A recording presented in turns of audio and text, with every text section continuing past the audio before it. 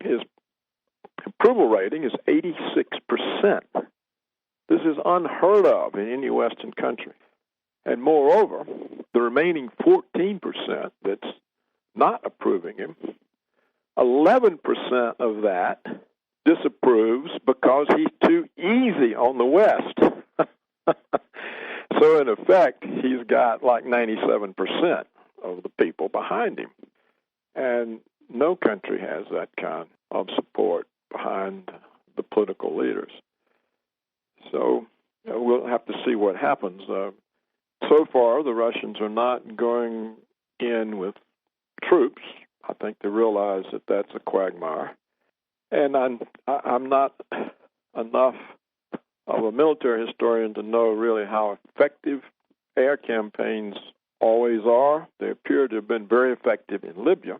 The American NATO campaign in Libya was very effective. So if the Russians reproduce that in the areas of Syria that are occupied by the Islamic State, they'd probably be over with very quickly. Another very interesting fact about it, Eric, Putin has stressed the total legality of the Russian approach because he is asked in by the president of Syria. So the government of the country has asked the Russians to do this.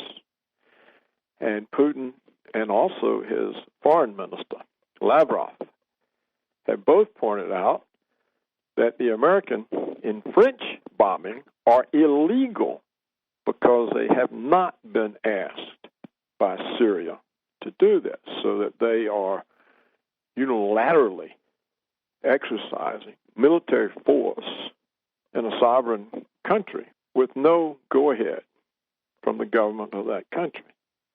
So again, we see that it's Putin who stresses legality, international law, and it's the Americans who flout it and violate it.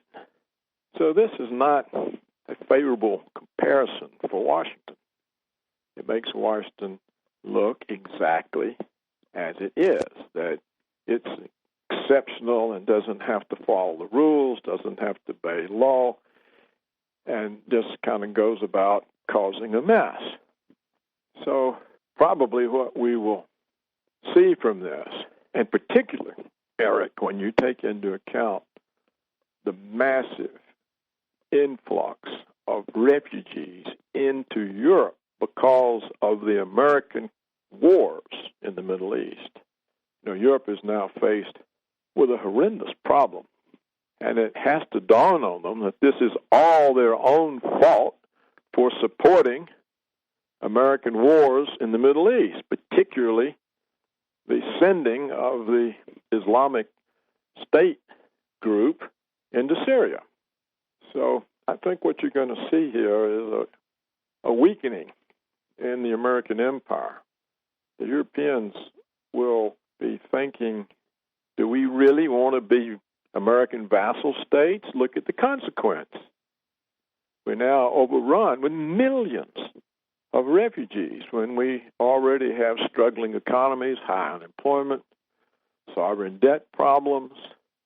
So I think that, as the old saying goes, chickens are coming home to roost. The United States has caused so much instability in the world, so much chaos and destruction and suffering and hardship.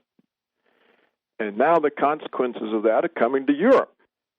And the Europeans will have to wonder about this. Why are they enabling Washington's wars when the cost for Europe are so high?